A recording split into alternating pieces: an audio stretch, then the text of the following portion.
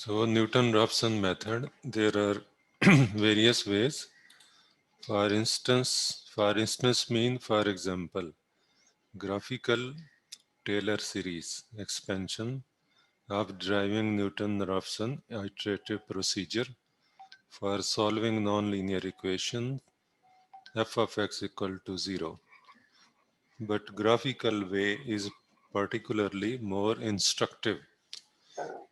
It means we can derive Newton-Raphson method using various ways. For example, graphical way, Taylor series way, Newton-Raphson iterative procedure for solving nonlinear equation, but graphical ways practically or particularly more instructive.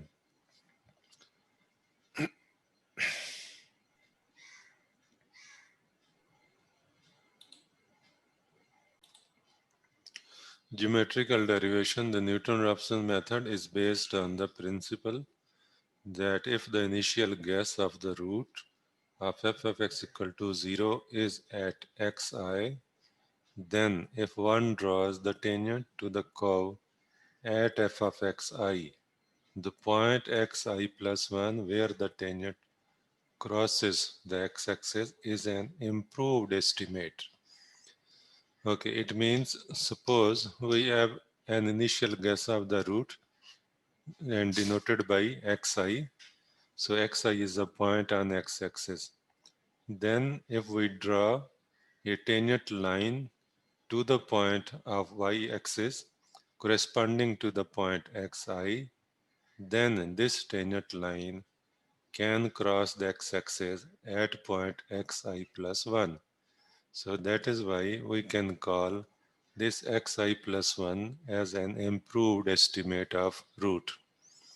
So using the definition of the slope of function at x is equal to xi, we can calculate the slope of the function as a tangent of theta, because the slope of the function is given by the difference between two consecutive points along y-axis divided by the difference between two consecutive points on x-axis.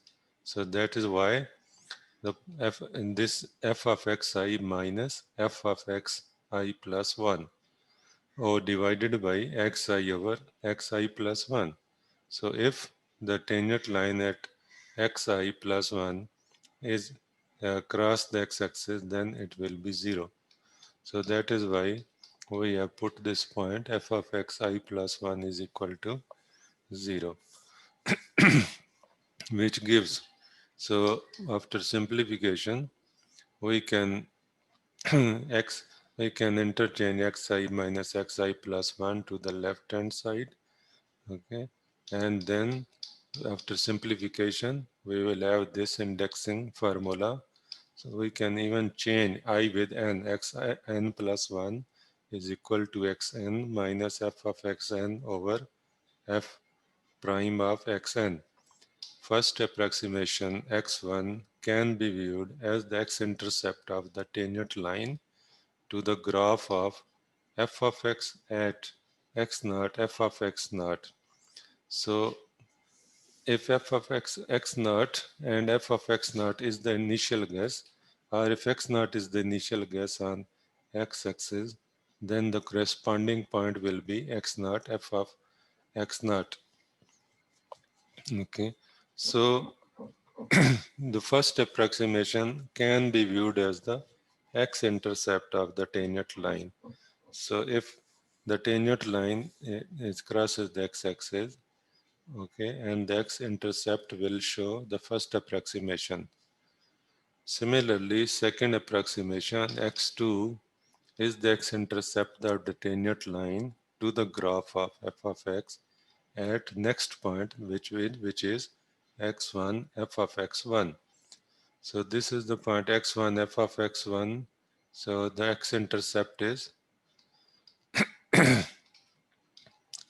x2, because the tangent line at this point is crosses the x-axis at x2. So this x2 is the second approximation. And the first approximation is x1 because the tangent line to this point x naught f of x naught crosses the x-axis at x1. So that is the technique, or you can say the definition, because this is the part of the curve. So this is a small part of the curve, okay, and the other part of the curve is this one, okay. So first you have drawn the tangent at this point x naught f of x naught, and this tangent crosses the x-axis at x1. X naught is an initial guess, okay. We have drawn the tangent at this point, and this tangent crosses the x-axis at x1. So that is why x1 is the first approximation. And similarly, the next point is x1, f of x1, okay, and the tangent at this point so crosses the x-axis at x2. So that is why x2 is the second approximation. So that is the technique. Because and so what is the technique? You have to select first initial guess x naught, then you have to find the corresponding point x naught f of x naught where at the curve. So at the curve of the function graph of the function you will find the first point, okay. So then you will draw the tangent at this point, and this tangent will cross x-axis. So where it will cross x-axis, that is the first approximation, x1. Then you will draw the second point corresponding to x1 on the curve. x1, f of x1 is the second point. So after this, you will draw a tangent line on the second point at the curve. This tangent line will cross x-axis at x2. So that is why x2 is the second approximation. And now what we'll do for the third, we will find a corresponding point corresponding to x2 at the curve. So this point will be x2, f of x2, and then we will draw a tangent line to x2, f of x2, and this will cross the x-axis at x3. So in this way, these x1, x2, x3 will become closer to the exact root. So that is the basic technique. For f and f prime are known if p naught be the initial guess. So instead of x naught, you can say that p naught, we can write the formula in the form of p naught. It is not necessary to write in the form of p naught, but for your convenience, you can write it.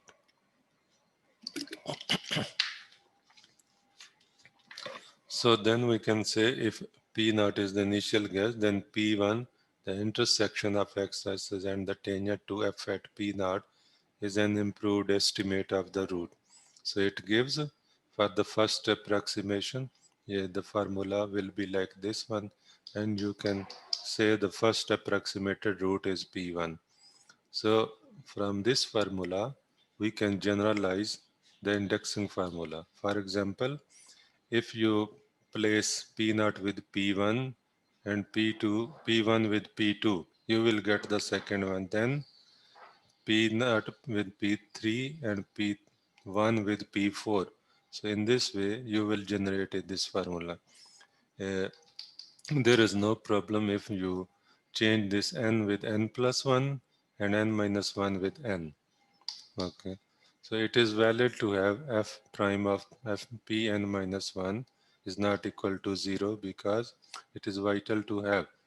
If you have f prime of p n minus 1 is equal to 0, then this term will be indeterminate form. So that is why keep in mind this will not be equal to 0. So now this is an example to calculate the root by Newton-Raphson method. Compute approximated root of the equation given below using Newton-Raphson method. So f of x is equal to x cube plus 4x square minus 10 at interval.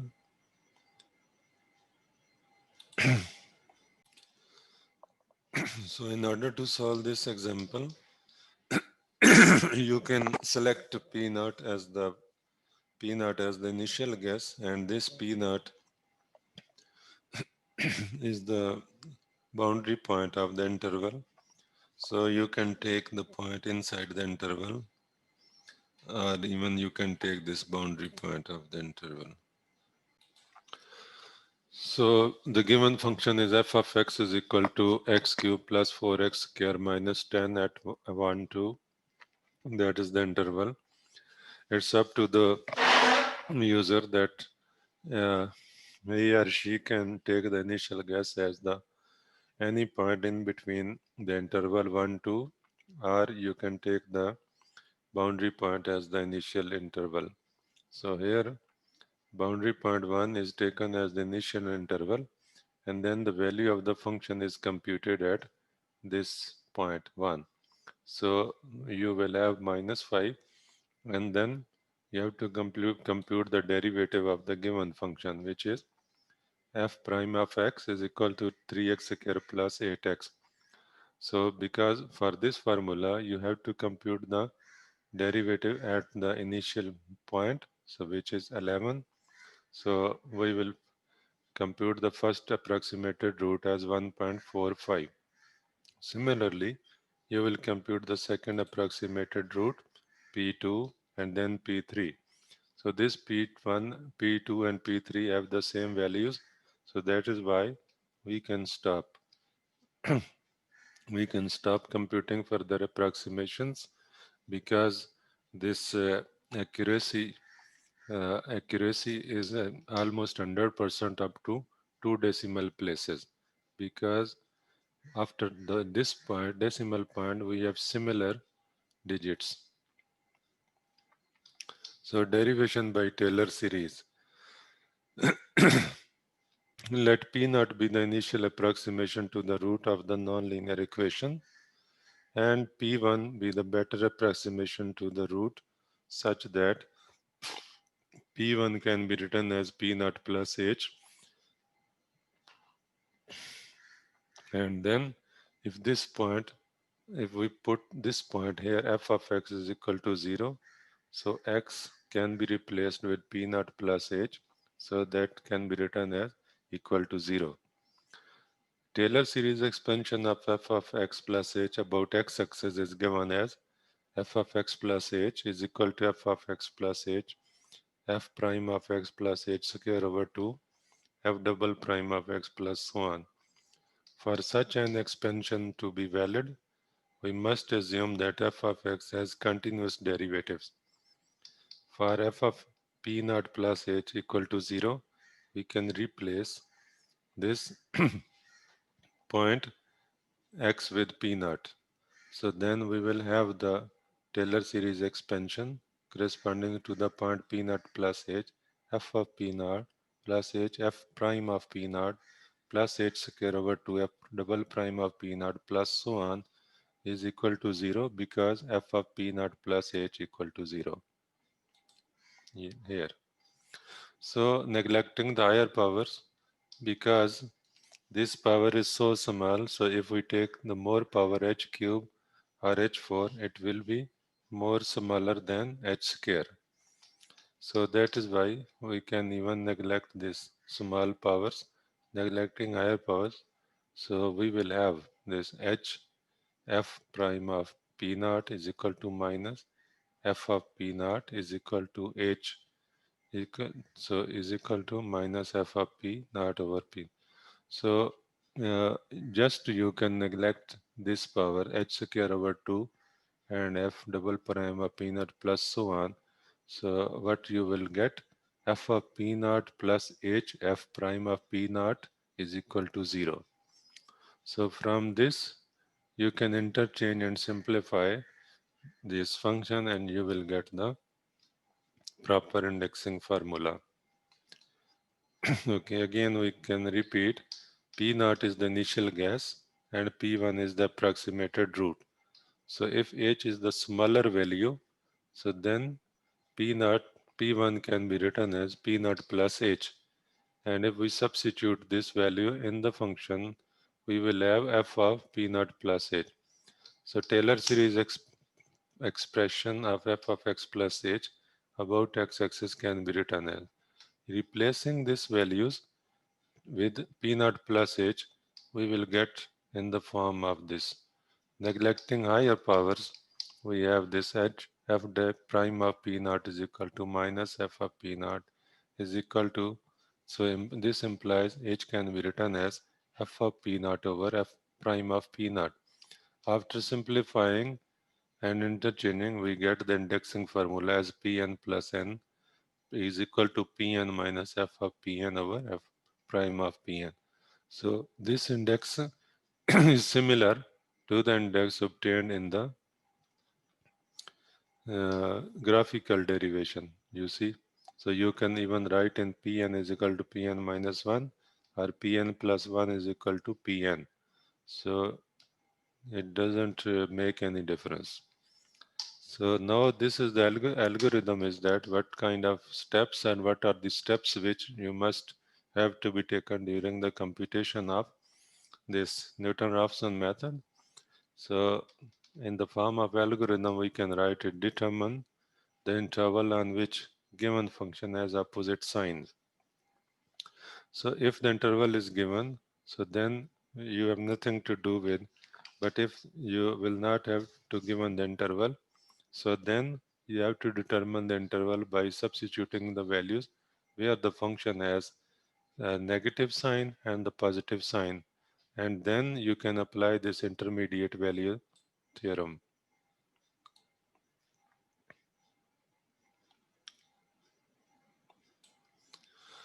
Select the convergence parameter epsilon. So this is the parameter. It depends on you to how much extent you want to obtain the accuracy.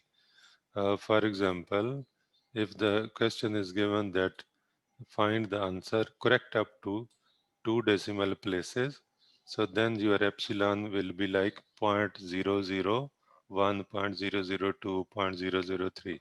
So if the question is given that determine the answer correct up to 3 decimal places, so then you need to take the epsilon as points 0001, 0002, 0003, 0004, like this one. Yeah.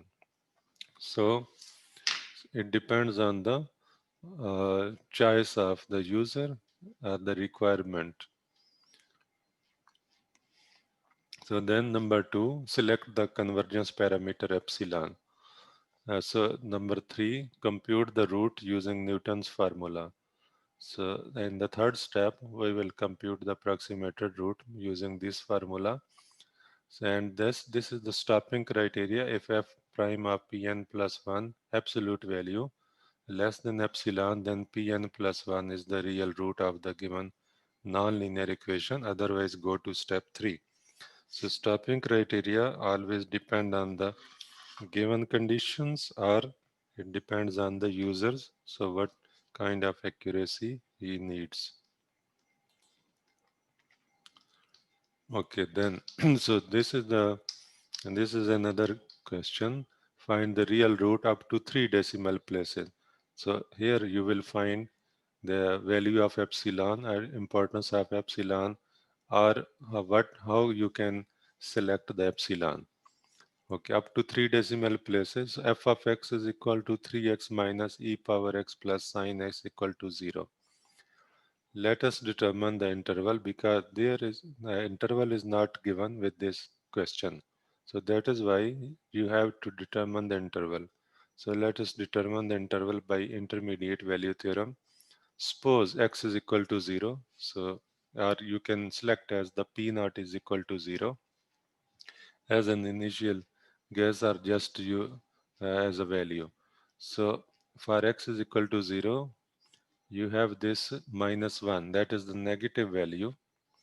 And then for taking x is equal to 1, then you have 0.2992, which is a positive value.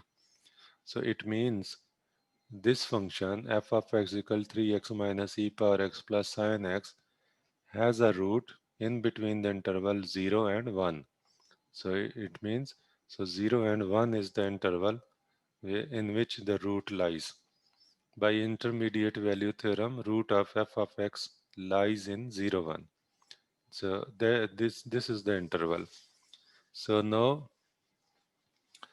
we will find the derivative of this function. So what is the derivative of this function? So 3x, derivative of 3x is 3, derivative of e to power x is e to power x, derivative of sine x is equal to cos x. So that is the derivative of the function. To compute first root, our first iteration, we can take p naught equal to 0.5 as initial guess of the root and set n is equal to 0. So interval is 1 and 0 and 1. So you can take any value in between 0 and 1 instead of taking 0 or 1.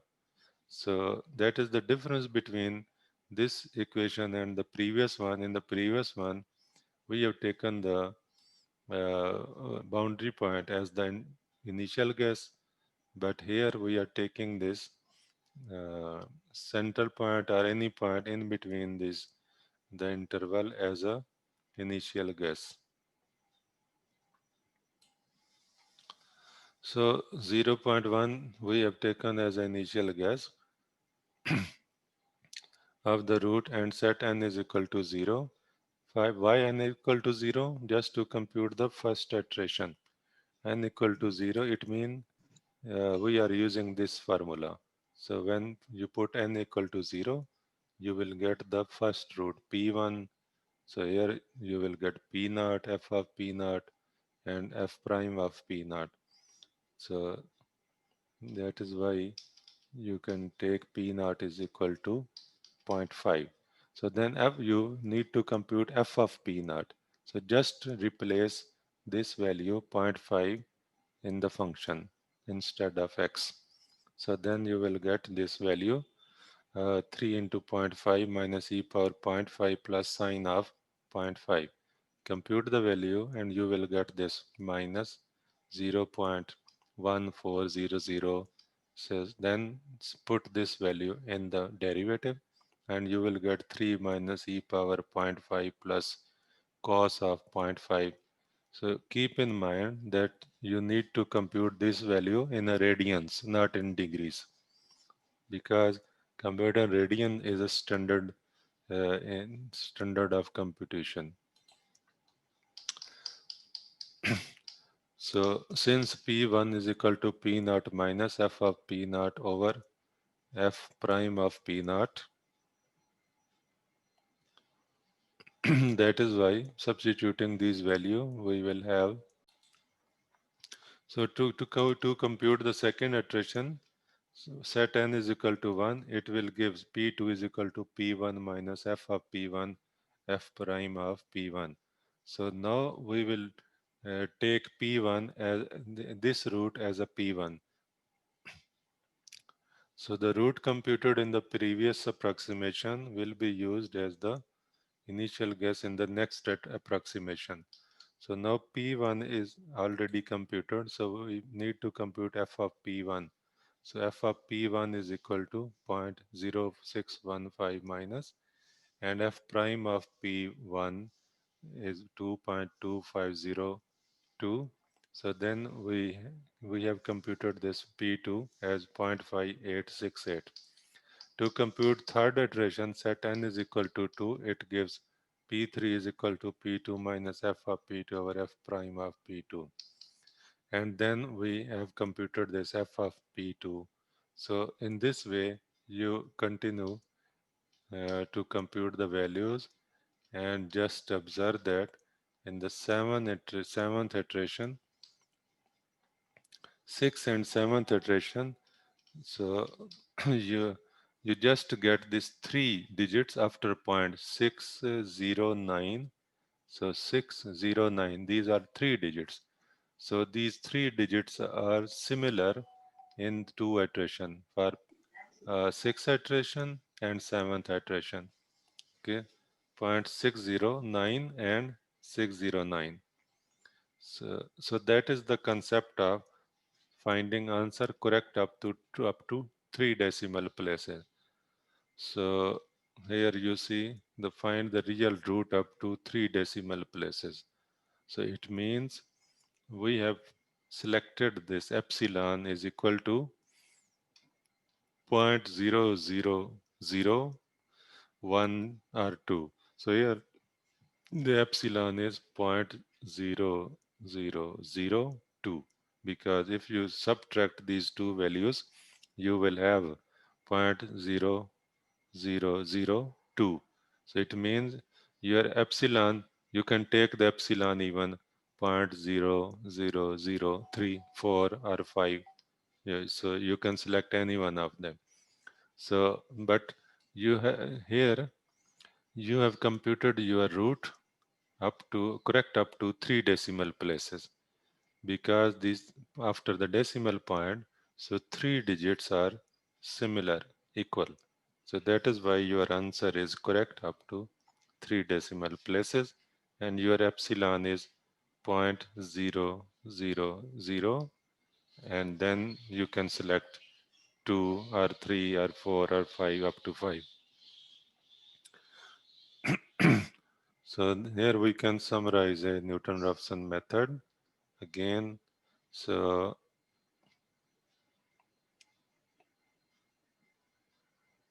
yeah, Newton-Raphson method can be derived in a various ways. For example, graphical method and Taylor series method. But graphical method is considered to be more instructive. Geometrical derivation mean graphical method. So the Newton-Raphson method is based on the principle that if the initial guess of the root of f of x equal to 0 is at xi, then the tangent line drawn to the curve at point xi and f of xi will cross the x-axis at a new point which is xi plus 1. So, and then we will draw this new point on the curve and will draw a tangent to the new point and then this new tangent will cross the x-axis at a new point at the x-axis, so we will get the new approximation.